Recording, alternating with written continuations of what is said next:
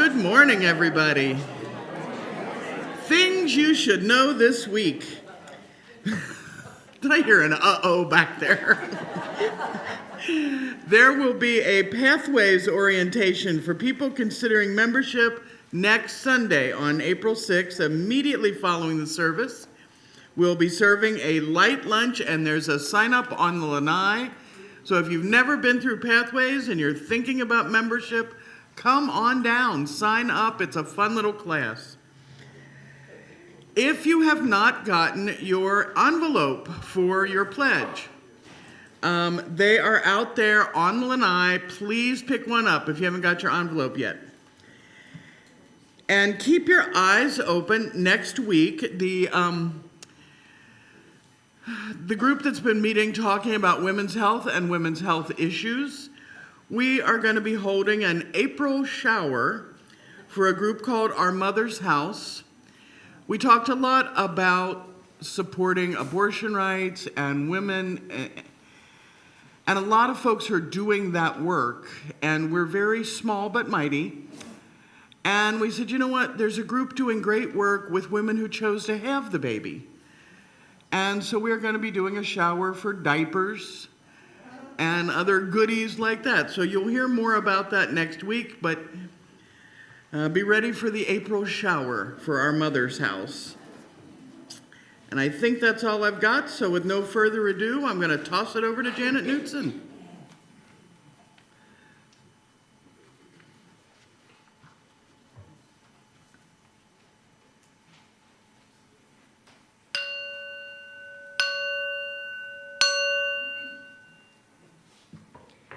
Good morning. Welcome to the Unitarian Universalist Congregation of Venice, which we call UCOV. My name is Janet Knudsen. I'm the worship associate for this morning's service. Today's words of welcome are from We Are Glad You Are Here by Amanda Schuber. If this is your first time here or your 101st time here, we are glad you are here. If you carry the weight of a weary world on your shoulders, or you entered the doors with a song in your heart and a skip in your step, we are glad you are here. If you are the loudest voice in the town square or the subtle hand behind the scenes, we are glad you are here. If you have failed once or 1,000 times, we are glad you are here. If you sing like angels or mumble behind the hymnal, we are glad you are here. This community is what it is because of your presence. So welcome into this space of love, support, justice, compassion, fellowship, and worship. We are glad you are here. Is there anyone visiting with us for the first time who might want to stand, tell us your name and where you're from? We've got a wonderful volunteer that's going to bring you a microphone. Two wonderful volunteers. I'm loud. We're going to make you louder. Okay. All right. Hello, everyone. Okay, I go to the UUC SJS in New Jersey, and my friends here go there too, but they also are snowbirds, and they come to this one, so they invited me down. So, any questions afterwards? I'm here. Yes, 42. That's a way to Hi, I'm Carissa Francis. I live right around the corner, and just looking for new communities, especially safe communities, which feel like in short supply these days, to be honest. So several people pointed me this way, so I'm here this morning. Thank you. Thanks for having me. My name is Jerry Dempsey. This is my wife, Barbara Morgan. We're from Madison, Wisconsin, and we're here a few months every year. And longtime Unitarians through the 60s, 70s, and 80s, but I've been away for a while. So our granddaughter and daughter were visiting last week, and they attended the service. And we'd had a particularly, a little bit of a stressful week being from Madison, Wisconsin, it's difficult to adjust to Florida. So they said, my daughter said, Dad, it's time you got over there and got with people of your own kind. So that's what.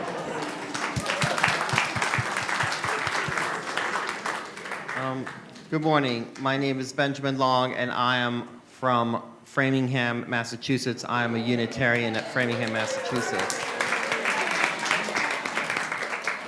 Yeah, I'm just here visiting my grandmother for this week, something I typically do around this time of year every year, so it's great to be here.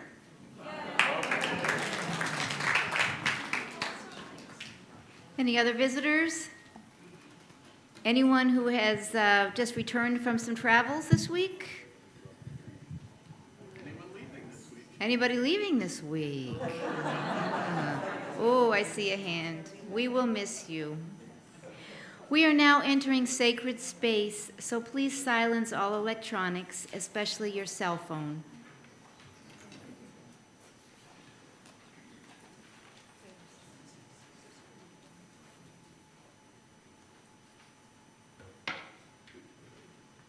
We light this chalice and we rejoice in our covenant of love and support, which allows us to laugh together.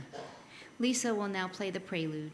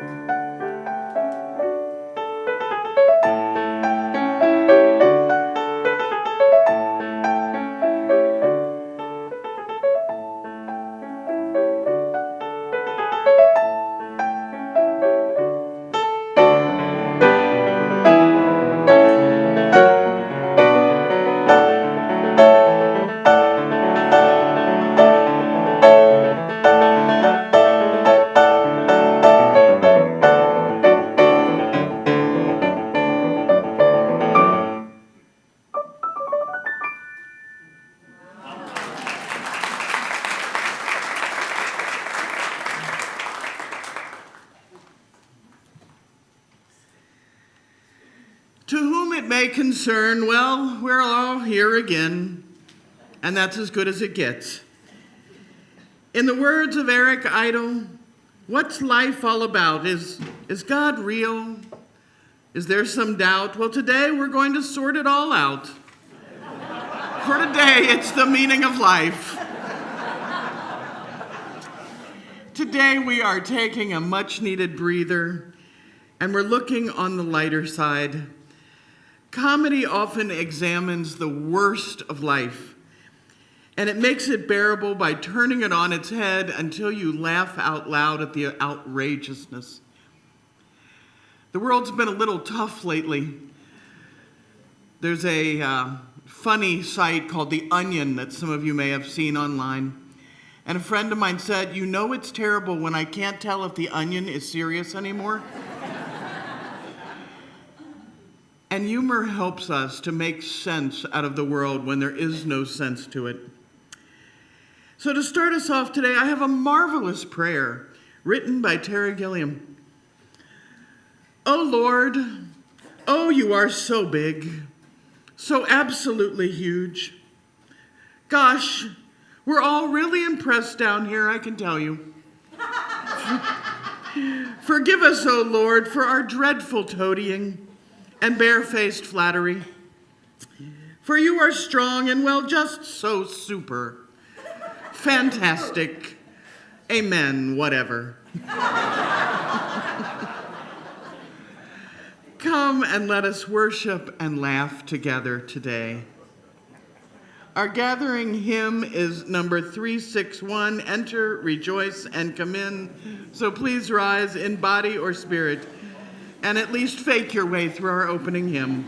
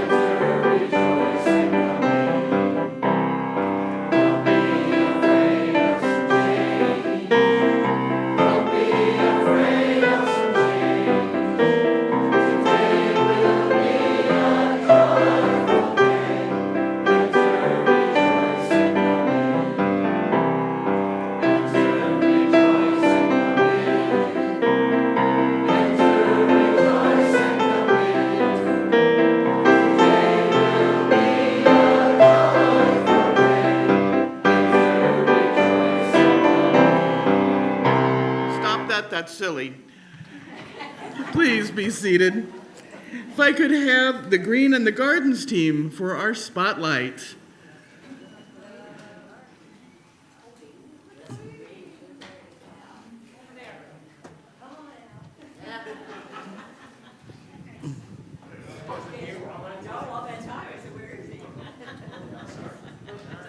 Somebody find Steve Leafley. Okay.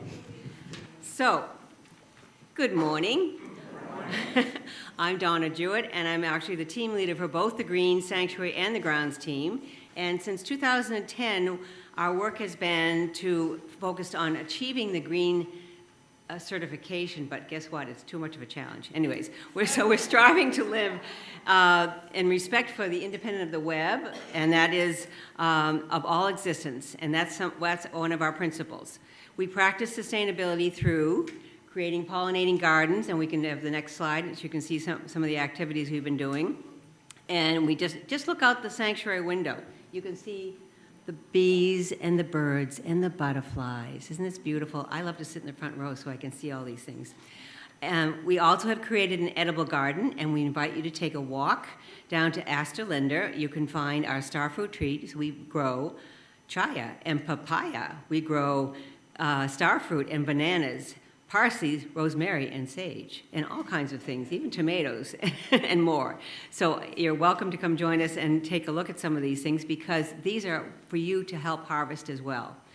We value native Florida-friendly plants and trees, and composting has been one of our focuses, because it's a great way to recycle in all kinds of ways.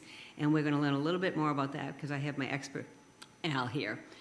We also recycle, and we use recycled materials, and we hostess our Meatless Mondays. I think and many of you have attended that. The next one is April 7th, so there'll be more information on that, so hopefully you can join us. And we meet occasionally just to maintain our edible garden, add mulch, plant new seeds, and we aim to teach others. So if you're interested in gardening, what you can do in your own backyard in an earth box, this is what we do. We make it very simple. And as the weather gets warmer, we're going to start to reduce some of our activities, but you're welcome to join us. And I will be after the service shortly, and we're also going to be doing a little activity down at the compost, so you're welcome to join us. So, and please, I just want to say that we have several composts going, and I saw some people this morning, thank you, who contributed to the compost. And Al has been our expert because he lives in Bird Bay, and he's on my green team there, but he comes over here and he monitors the compost and has been sifting it and creating it, so we've put this in our earth boxes, and we're growing things there thanks to him. And he's going to give you very simple principles on how you can compost. So thank you. Take it away, Al. Well, in the spirit of this morning's celebration, I'm a bit of a contrarian and spend most of my quality time around decomposing organic matter.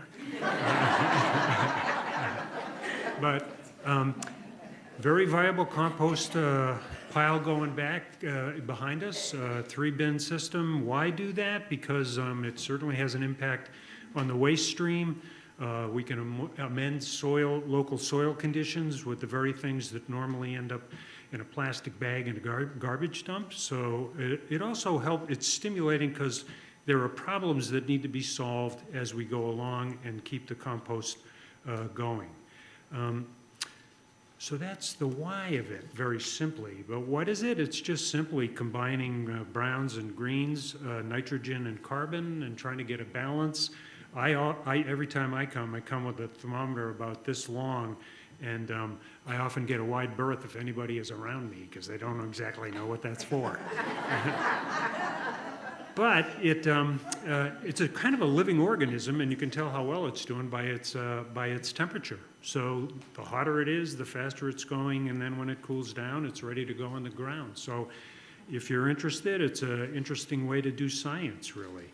The how of it is, you just do it as you go along. It's a hands-on project. This is a call out. If anyone here is year-round, you may be interested in learning how to maintain the sustainability of a very viable compost system we have going now. So after the service, we'll go down and do's and don'ts. Okay. Well, for sure, no meats, no bones, grease, anything like that. The kitchen scraps are the best.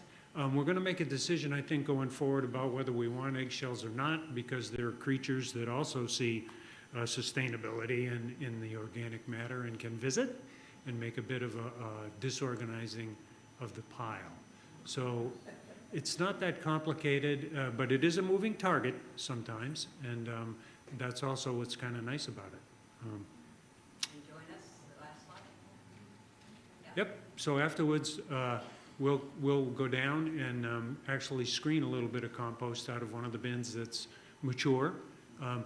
Sent a sample out to the extension service, and the first batch of compost was perfectly neutral, which we were interested in because we used a lot of coffee grounds from some local baristas, which was also nice, another connection into the community. So that's pretty much it. Thank you, Al. Yep. Thank you for helping.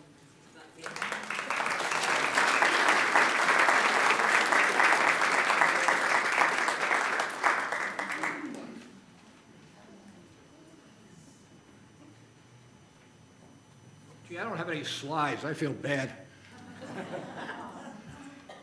I'm Steve Leapley, your president, and I'm up here so much I'm going to start wearing black, I think. I did make a mistake yesterday. I know it's hard to believe, but I did not introduce one of our new board members. So, Bev, would you please stand up?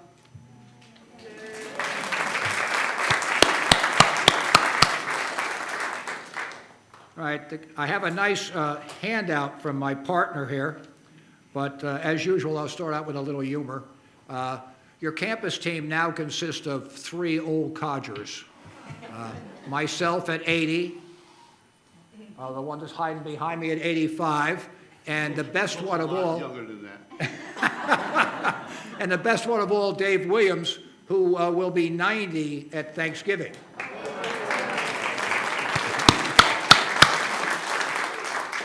So obviously we need help.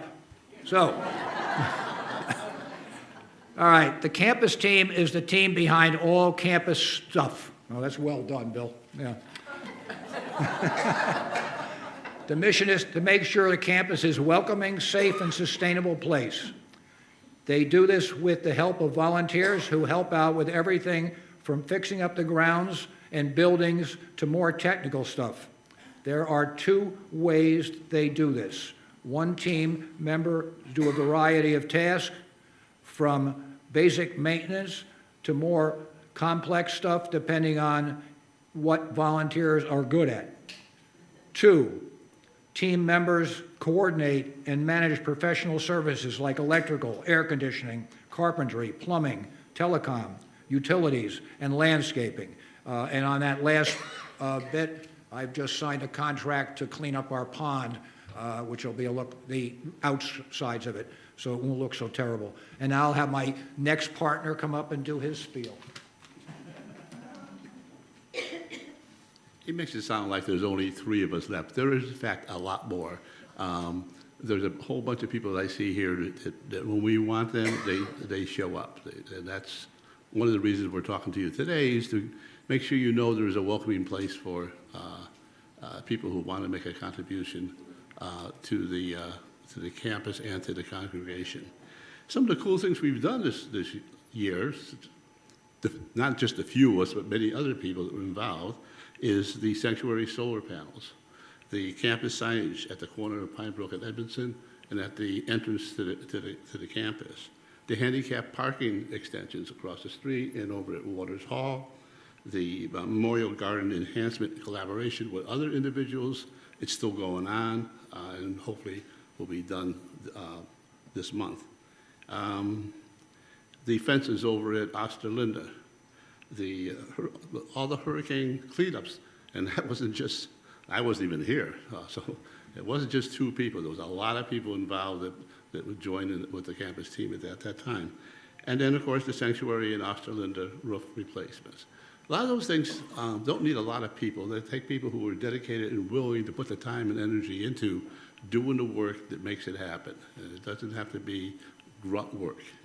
Sometimes it's just being available and being willing to make those calls, meet with the people, and ensure that we have the services that we need. The campus scheme is a great way for the congregation to get involved and have fun. We do have fun. And they take care of important things without costing the congregation anything in terms of management. And basically, they give volunteers a chance to contribute and have a great time with a friendly and lively group.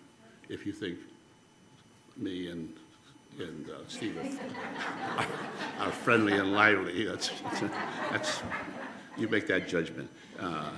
But Dave Williams is, of course, so he's kind of makes it possible. Anyway, we'd love to chat with anybody who's interested in having a conversation with us a little bit more about being part of this team. We would enjoy that conversation, and we think that you can help make this a better congregation as time goes on. And I came to the end, and the reason I have this is because if I don't have this, I would not stop talking.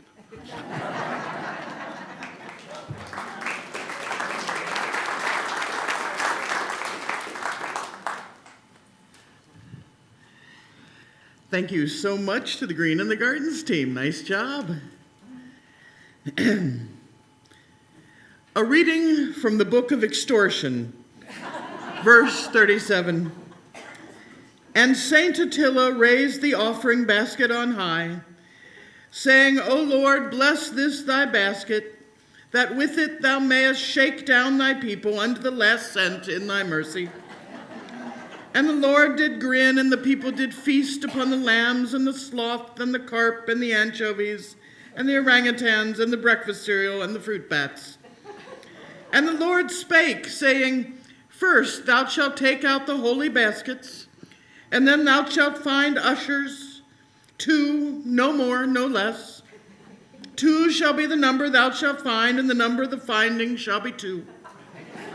3 thou shalt not find, neither shalt thou find 1, excepting that thou proceedeth to 2.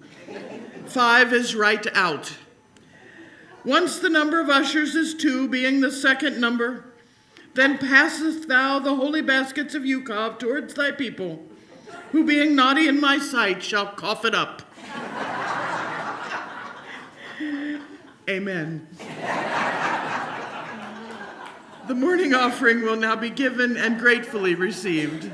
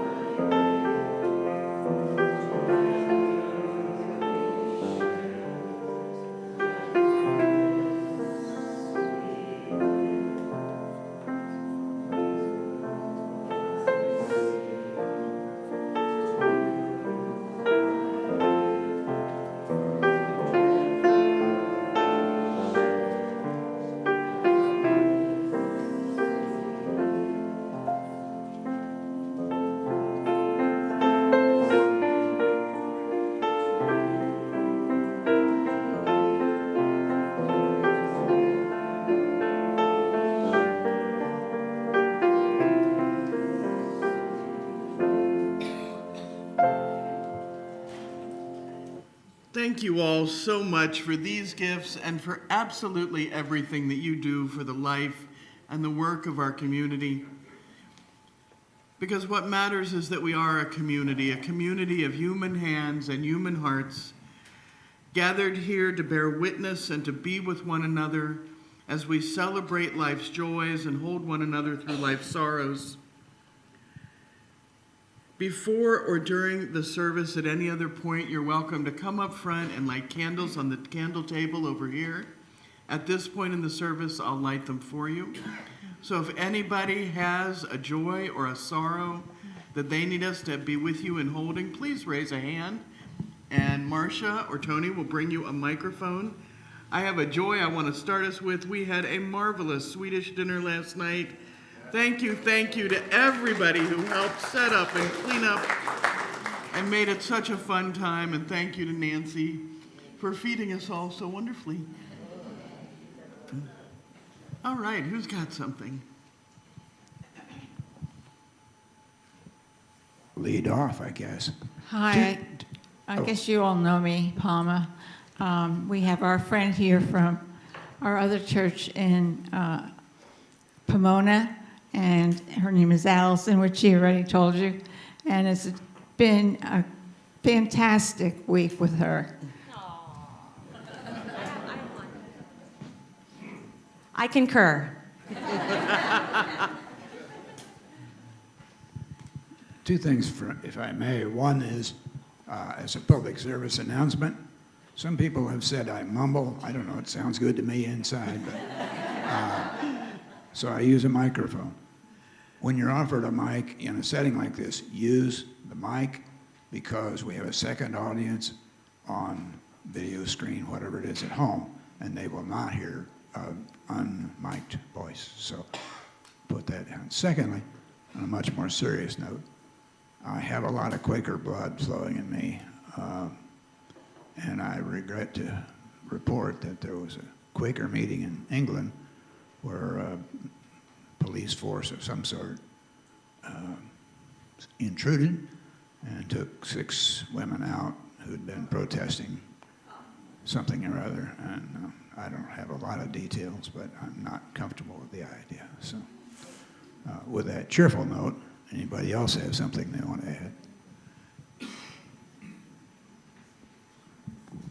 Thank you. Matt McHugh, you probably don't realize it, but my wife is with me today. She's just not here physically present. She's up there at YouTube looking at us. So if you haven't seen her in a couple of weeks, turn around and wave to her.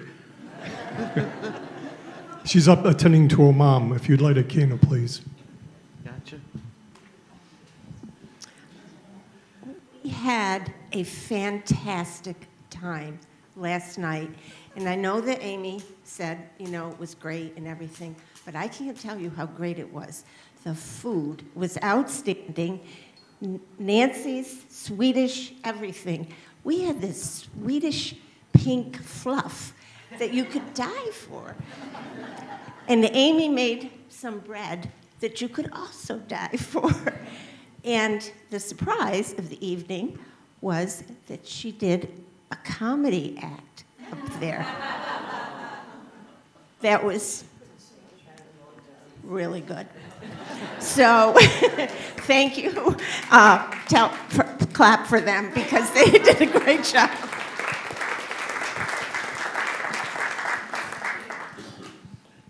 Everybody? I think we're good.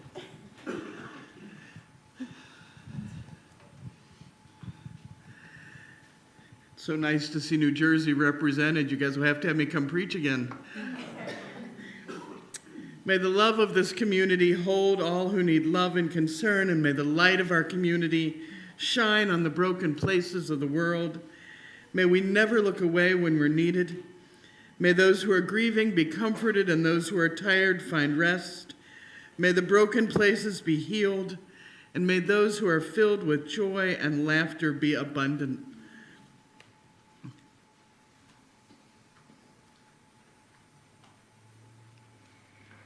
Our first reading is from Bringing More Humor into Your Life by Jim Tolles. Bringing more humor into your life is more than just thinking positively. Thinking positively is just a different type of rose-colored glasses for many people who resist seeing the fullness of reality. With humor, we are enacting happiness. We are embodying happiness. Isn't that a beautiful thing? You can make it part of your meditation if you like. See how you feel if you laugh for 5 minutes and then meditate for 25 minutes. See what that brings up. And along with laughter, it is important to bring more people who make you feel good into your life. This is a wonderful practice. See who makes you laugh. See who just generally feels good to be around. It won't always be the people that you think it should be. Ultimately, this is where we land, although in life there's often a transitional time period where many of you will have to get used to people who do feel good because you've been treated so badly by yourself and others that this sensation initially feels uncomfortable and foreign. If life does get too serious or your spiritual practice gets too serious, then pause to let it go. Watch a funny movie. Find a joke online. Call one of your friends who has a good sense of humor, or just laugh. There are so many reasons to let go of being serious. There are so many reasons to roll down a grassy hill or have a burping contest. Seriousness is often an ego game where your ego is trying to get respect and living in a little tiny box that can't even contain a fraction of your fullness. Many people will find their way to awakening through humor because the seriousness of life will have finished teaching them all that it can. There will be nothing left to be serious about. You'll start to realize that it's all a big joke. And this may sound glib in the face of atrocities that go on in the world, but ultimately the cosmic joke is that we've made up everything. Most of these difficulties in this world are our own creation, and we can uncreate them at any time as a collective group. In our own lives, we feel this more personally.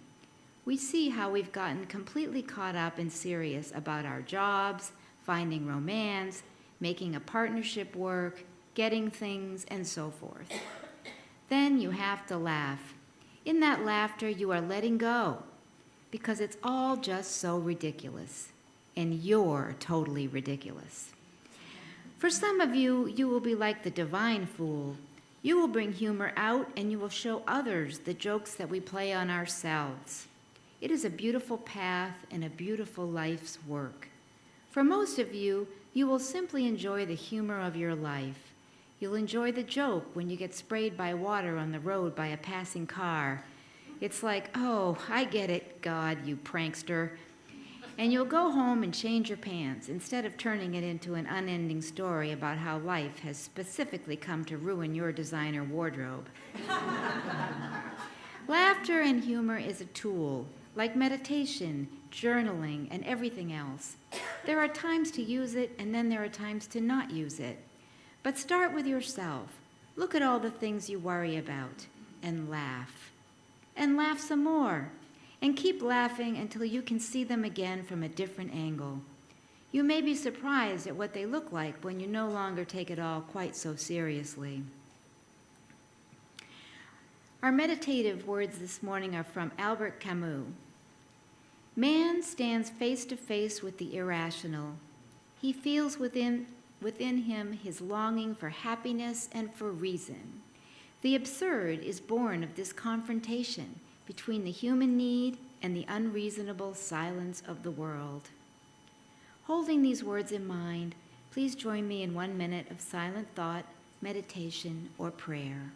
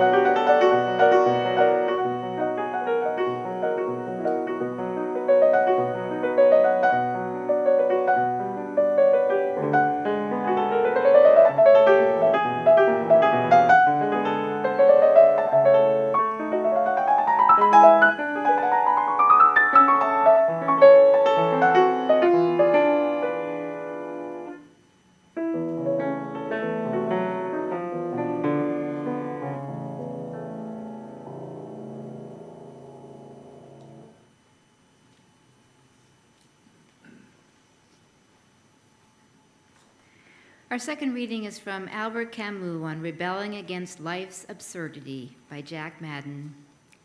Despite our yearning for an ultimate meaning behind existence, in Camus' mind, such meaning, if it exists at all, lies beyond our comprehension.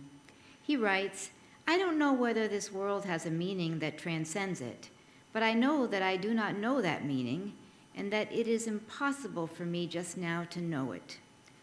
What can a meaning outside my condition mean to me? I can understand only in human terms. What I touch, what resists me, that is what I understand, and these two certainties, my appetite for the absolute and for unity, and the impossibility of reducing this world to a rational and reasonable principle, I also know that I cannot reconcile them.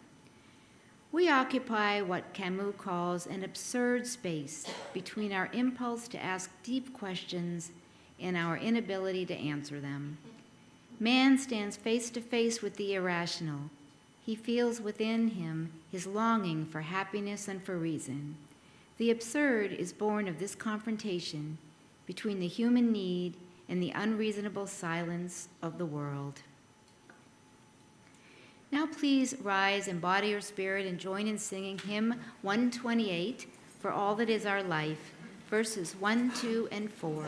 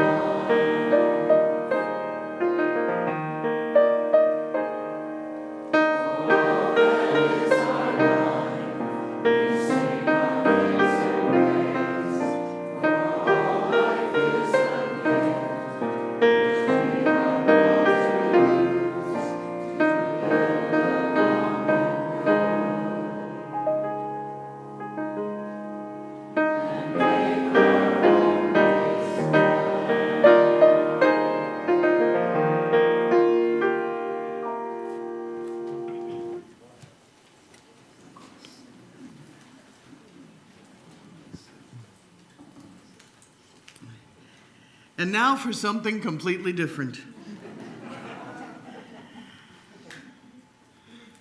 1969 was a difficult year. The Vietnam conflict was in full swing and there were riots in major cities. The civil rights movement in the U.S. was fighting the good fight. The Stonewall riots happened. The hippies and the yippies were organized, and the SDS seized Harvard. There wasn't a lot to laugh about a lot of the time. It feels like that again in our country right now. But in 1969, a group of young men in England got together and realized that they made each other laugh. Graham Chapman, John Cleese, Terry Gilliam, Eric Idle, Terry Jones, and Michael Palin. For those of you who are not familiar with their work, they are hysterical. They lampoon everyone, everything, and they do it with love. Now, Gilliam was an illustrator born in America, but the rest met at Oxford and Cambridge. And the more they talked, the more they realized they didn't just make each other laugh. They made everyone laugh. And so Monty Python was born. And they started with a sketch comedy show, Monty Python's Flying Circus. And before they were done, they had added 5 films, 22 books, 9 games, 19 albums, 4 theatrical productions, including Spamalot. Spamalot has now won 3 Tonys and is the only marvelous show you will ever see where a cow gets heaved at you. So what made them work so well that 3 of these 6 men have been voted among the world's top 50 comedians over and over and over?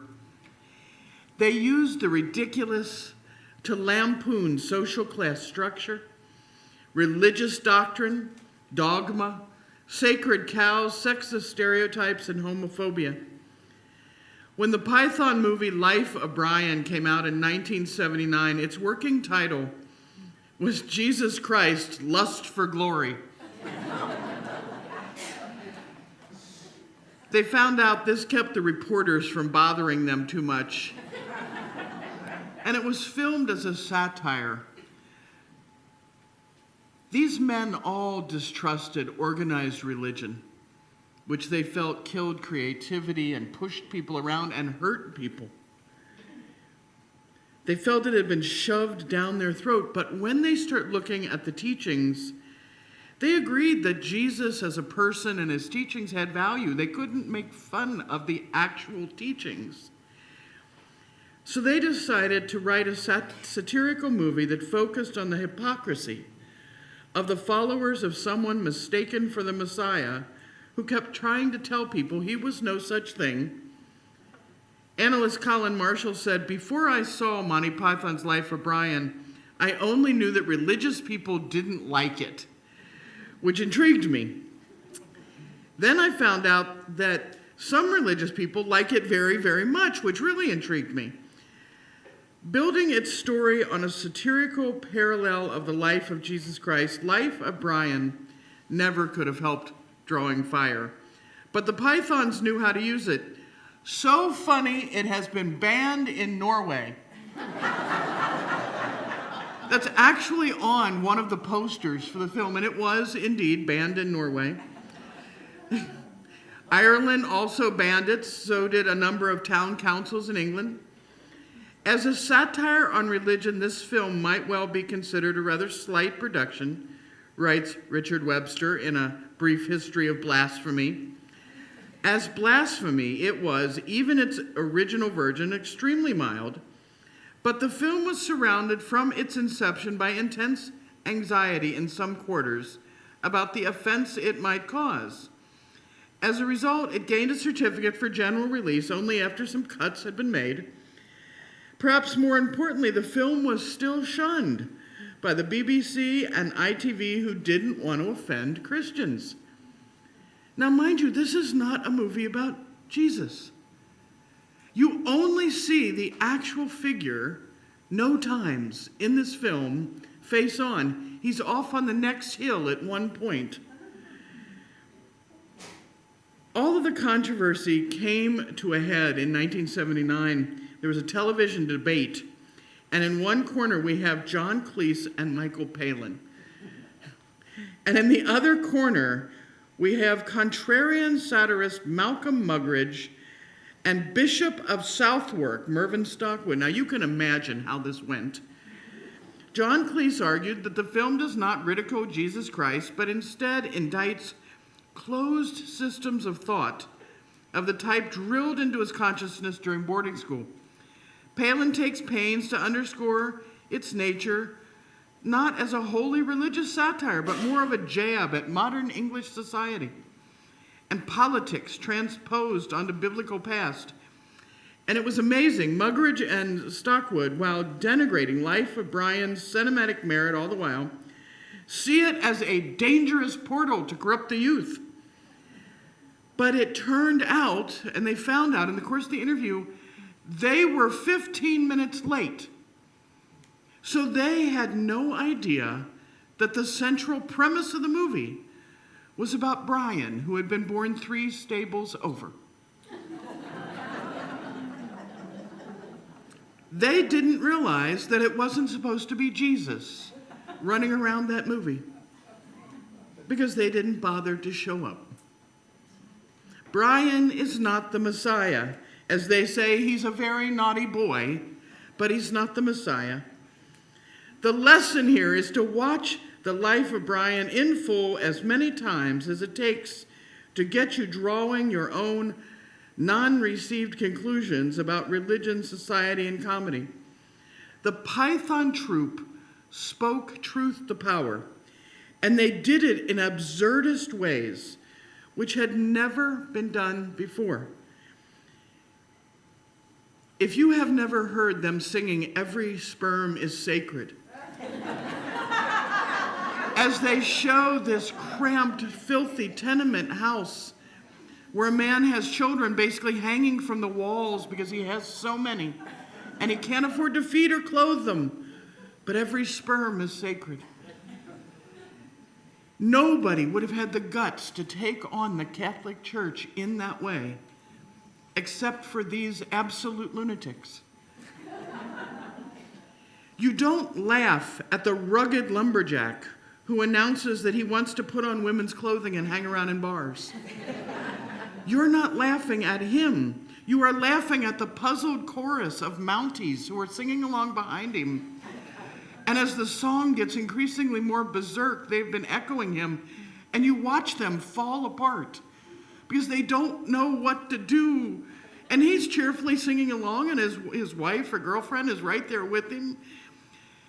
And their rigid stance has fallen apart. You don't laugh at the poor man who accidentally bought the dead parrot. You rejoice at the triumph of the everyman who triumphs over the lying shopkeeper. I've always loved that sketch where he yells, "Look, I took the liberty of examining that parrot when I got it home, and I discovered the only reason it had been sitting on its perch in the first place was that it had been nailed there." He's bleeding demised. He's not pining for the fjords. He's passed over. That parrot is no more.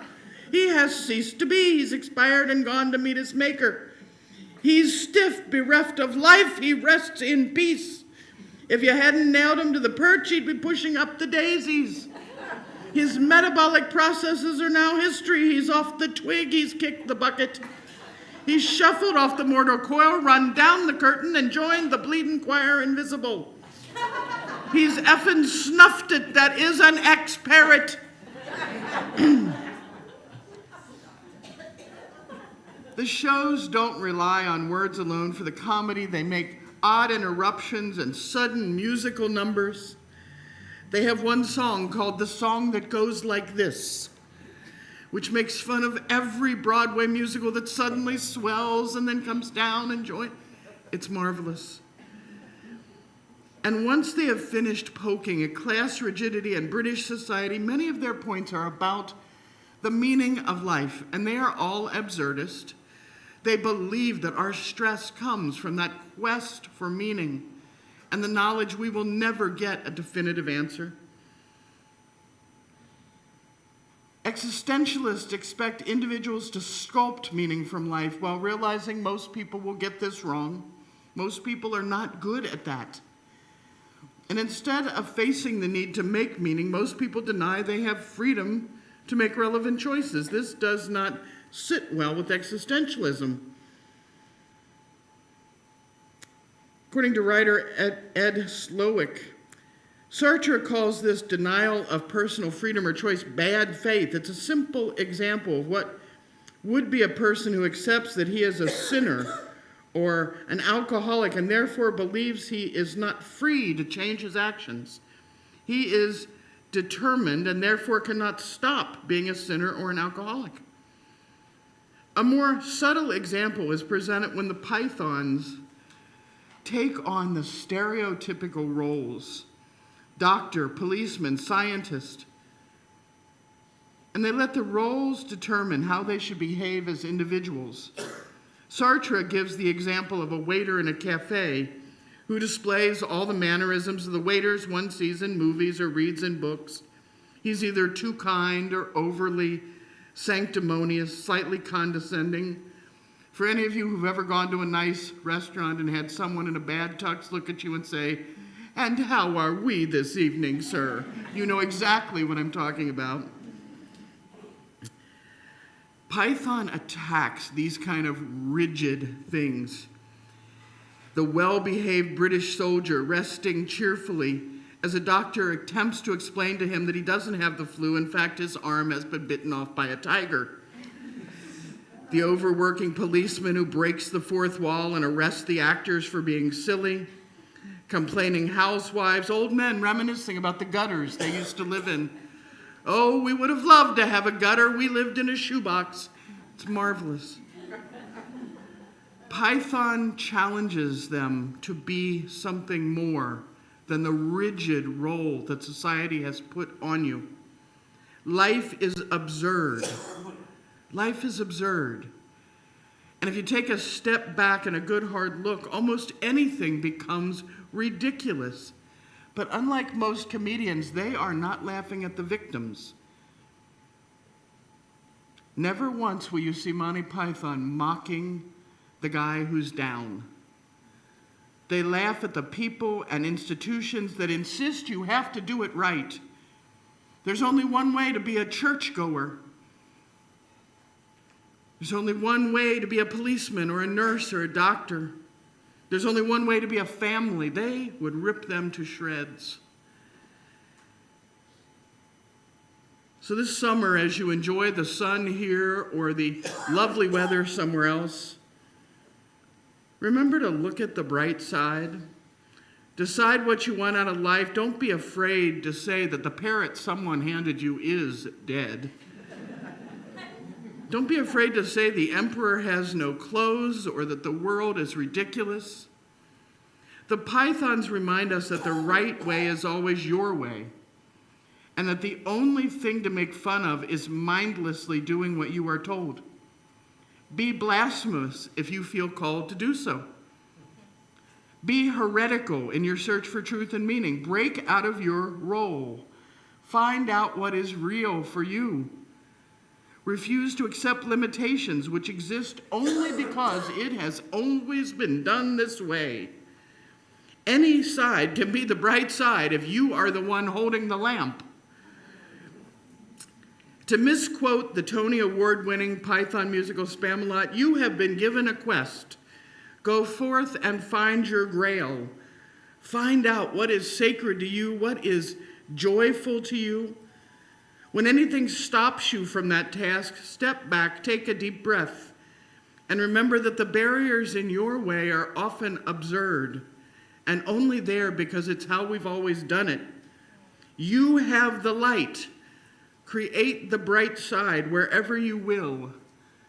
Find your grail. And if anyone bothers you, tell them that their mother is a hamster and their father smelt of elderberries. Amen.